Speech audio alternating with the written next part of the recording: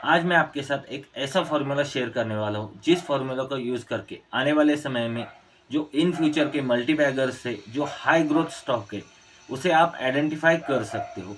इस फॉर्मूले की मदद से आप जो हज़ारों हज़ारों स्टॉक्स है उनमें से एक पोटेंशियल मल्टीबैगर को आप यहाँ पे फाइंड आउट कर सकते। अगर आपको ये फॉर्मूला सीखना है तो वीडियो को एंड तक देखना, कहीं भी स्किप मत कर देना। इस फॉर्मूला से जो भी आप स्टॉक्स फिल्टर करोगे उनमें इतना पोटेंशियल होगा कि वो आने वाले समय में 5x 10x की भी हो सकते हैं। तो मैं आपको ये फॉर्मूला इन डिटेल यहाँ पे बताने वाला हूँ। तो इसके लिए चलते हैं हम लोग स्क्रीनर.com की वेबसाइट।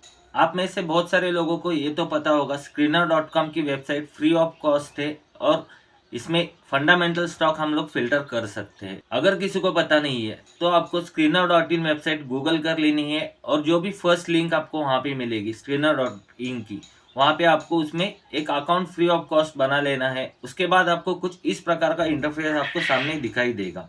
तो इस होम पेज पे आपको जो स्क्रीनर्स दिख रहा है उसके ऊपर आपको यहाँ पे क्लिक कर देना है।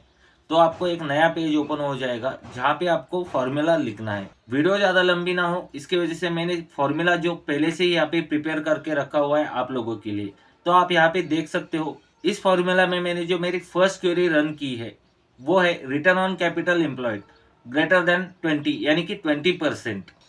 उसके बाद जो मैंने यहाँ पे क्यूरी रन की है वो रिटर्न ऑन इक्विटी है जो है ग्रेटर देन 20%। तो दोस्तों, आप अगर पहली बार ये स्क्रीनर वेबसाइट यूज कर रहे हो तो आपको हर क्यूरी के बाद यहाँ पे एंड जो है टाइप करना पड़ेगा, तभी वो नेक्स्ट जो क्यूरी आपकी है वो रीड कर पाएगा। तो ये बात यहाँ पे ख्याल रखना आप लोग। तो उसके बाद जो मैंने यहाँ पे डाला है वो profit growth 3 years greater than 20% और same profit growth 5 years greater than 20%, यानी कि पिछले 3 ईयर का प्रॉफिट ग्रोथ जो है वो ग्रेटर देन 20% होना चाहिए। और सेम कंपनी का मैंने वापिस से 5 ईयर का जो प्रॉफिट ग्रोथ है वो भी ग्रेटर देन 20% मैंने यहाँ पे लिखा हुआ है, यानी कि एक कंसिस्टेंट प्रॉफिट ग्रोथ मैं यहाँ पे देख रहा हूँ कंपनी में।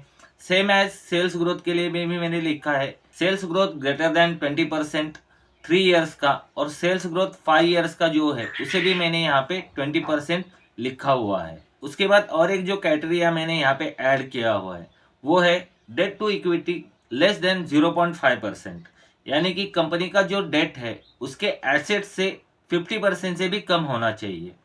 इसे मैं अगर आपको सिंपल भाषा में समझाऊँ तो कंपनी के पास जितने भी एसेट्स है उनकी जो पूरा वैल्यूएशन होगा उस वैल्यूएशन से 50% से भी कम का डेट यानी कि कर्जा कंपनी पे होना चाहिए। ये सिंपल सी क्वेरी यहाँ पे डिफाइन करती है।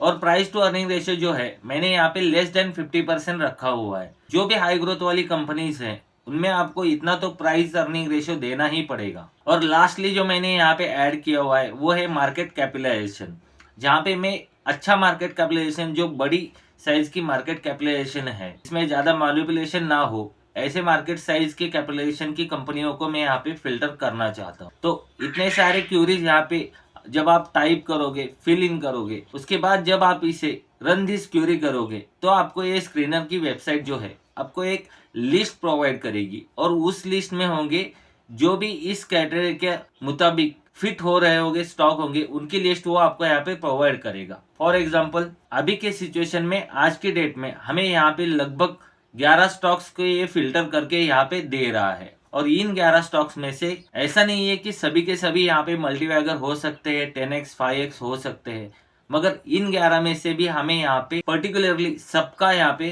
स्टडी करना पड़ेगा, इन डेप्थ यहाँ पे स्टडी करना पड़ेगा। तो आपको यहाँ पे 1 by 1 हर एक स्टॉक का फंडामेंटल एनालिसिस करना पड़ेगा। उसमें आपको कंपनी के मैनेजमेंट को स्टडी करना पड़ेगा, कंपनी के बैलेंस शीट को स्टडी करना पड़ेगा, उसमें आपको कंपनी के कैश फ्लोज को स्टडी करना पड़ेगा, और ऐसे कई सारी स्टडीज आपको यहाँ पे करनी पड़ेगी। और इन सभी स्टडीज के बाद आपको इसमें से 10 जो 11 जो यहाँ पे आपको दिखाई दे रहे हैं उसमें से आपको 3 या 4 ऐसे स्टॉक्स मिलेंगे जो कि आने वाले समय में एक मल्टीबैगर हाई ग्रोथ आपको यहाँ पे दिखाई दे सकते हैं।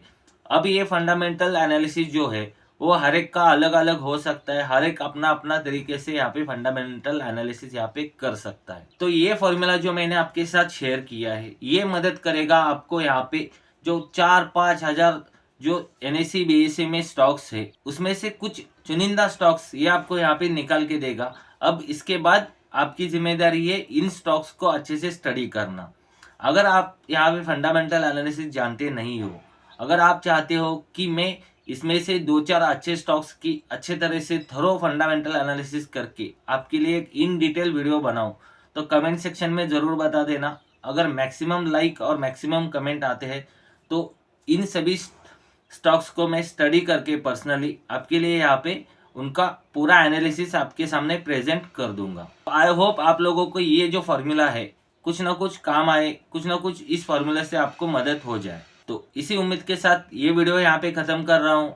तो ये वीडियो अच्छा लगा होगा तो अपने फ्रेंड्स के साथ शेयर करना, वीडियो को लाइक करना, चैनल पे नए हो तो चैनल को सब्सक्राइब करना। तो मिलता हूँ नेक्स्ट वीडियो में, तब तक के लिए थैंक यू, बाय बाय, जय हिंद।